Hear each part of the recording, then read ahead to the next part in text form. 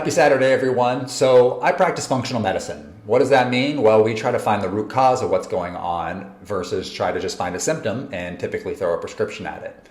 What does that mean? Let me show you.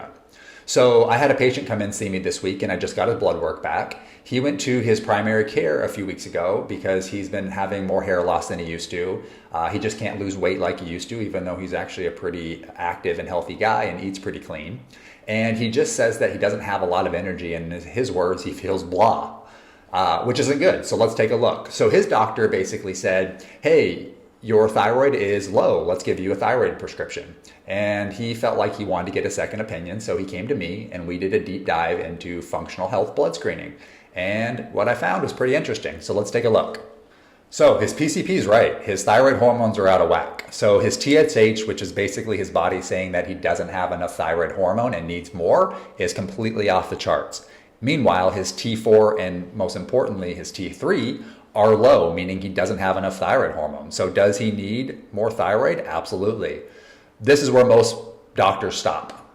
I like to go a couple steps further and swim upstream a little bit to make sure that this isn't a deeper issue. So let's take a look at his DHEA levels. So interesting, his DHEA is low, which why this matters is that DHEA is basically a precursor to sex hormones like testosterone, estrogen, and guess what? Thyroid hormone. So if his DHEA is low, he's not going to have enough thyroid hormone. So that's interesting. Let's go one step further upstream here. So we swim upstream one step further and guess what? His cortisol is high. What this tells me is his adrenal glands are pretty stressed. Adrenal glands also secrete, guess what? DHEA.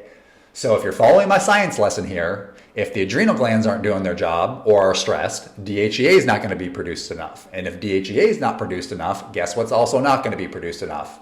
Thyroid hormone. So is this a thyroid problem? No, it's an adrenal problem. We're going to fix the adrenal glands, give them some supplements, and work on some stress reduction techniques. So we're going to focus for the next 3 months to give his adrenal glands all the TLC they need, and we'll recheck his blood work, and I guarantee you everything's going to be good, and more importantly, his symptoms are going to improve. So if you're looking for the root cause of those symptoms that you just can't figure out, then reach out to me and let's see what we can figure out together. All right, everybody, hope that helps. Have a great Saturday.